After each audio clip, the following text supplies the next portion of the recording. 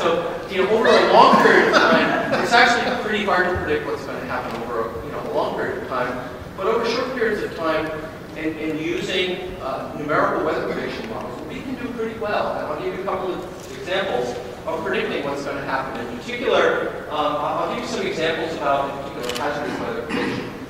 First of all, how does this work? Think of the atmosphere that we live in. Think that you divide it up into these really small chunks, like little squares, maybe 10 meters by 10 meters by 10 meters. So take the whole atmosphere above us, divide it up into these little chunks, and now, there are clouds and things like that moving through it. What we want to do is now simulate it. We want to simulate the flow of meteorological objects through here and see what's going to happen. And that's so take one of these little voxels, as they're called, simulate flows going through there. Think of the atmosphere as a fluid that sort of goes through here. And the meteorologists and the atmospheric scientists, by understanding at a small level what happens with the cell, coupling these cells to each other, can actually make predictions. And let me give you a couple of examples of that in just a second. And I'll put in a little plug here, since I'm involved in this particular center. There's a center, National Science Foundation Engineering Research Center, on collaborative adaptive sensing of the atmosphere. Where we actually do that, actually out in Oklahoma. We've got a radar network out there, and we take readings, we initialize this model, and then we let the computers run and predict, will there be a tornado outbreak in the future? So we can give earlier warnings than just seeing it and say, uh-oh, watch out, it's coming. And we actually look ahead 30 minutes in time and predict something like that, again, using high-performance computing. So here's two examples. This first one, these actually came both from people who work with us here at this ERC. In the first case, you're going to actually see tornado genesis in a simulation. So within a computer model, there's a little hook here, which indicates that there's a tornado. Don't worry about that. This is sort of looking down on it, if you will. Let me just start this up. And again, so what we're doing now is we're simulating tens of thousands of these voxels.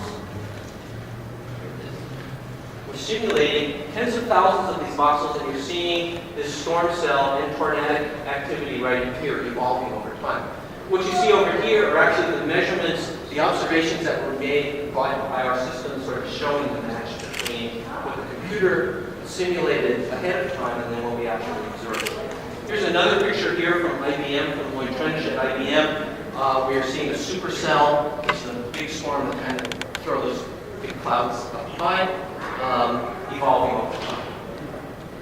Just since I knew Lloyd and I thought it was cool, I thought I'd put it up. So again, how do we do this? We simulate all of this inside the computer using the basic laws of physics, using the Navier-Stokes equations that you saw before, and simulate what happens when we make predictions. Okay, so that's all for sort of the very, what kind of things do we do with high-performance computing? Oh, actually, there's lots of other things. Energy, materials, astronomy, physics, finance, we can go on and on and on. There's lots and lots of applications, and I'm just giving you two here that we've looked at in a little bit of detail. What I'd like to sort of finish up on is more of a point of view than sort of technically what high-performance computing is. Actually, when you first stop and see, anybody have any questions or a comment or anything like that? As a teacher, we're told don't just stand up there and drone for 55 minutes, so not that I'm going to be up here 55 minutes. So, Jim, thank you. how many of these would we ballpark find in our country or in the world at this point in time? How many super or high-performance computing? That would be in the caliber of. Okay, we'll talk so about. great question. Also, just to tease this out a little bit, sometimes when you have conversations about high-performance computing versus data centers, you get arguments about whether it's in the same class. So if you can shed any light on that. Okay, great. Let me first comment on how many high-performance computing centers there are.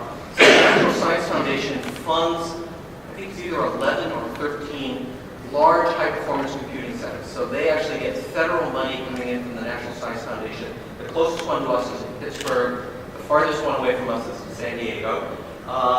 And those are sort of, I don't want to say premier, they're certainly the largest and they're federally funded. Again, what we're talking about here is a partnership between industry, universities, and the state. So I think it is fair to say that, if you were to look at any research-active university, they'll have some high-performance computing. So it really does happen everywhere. In terms of, are there partnerships like this?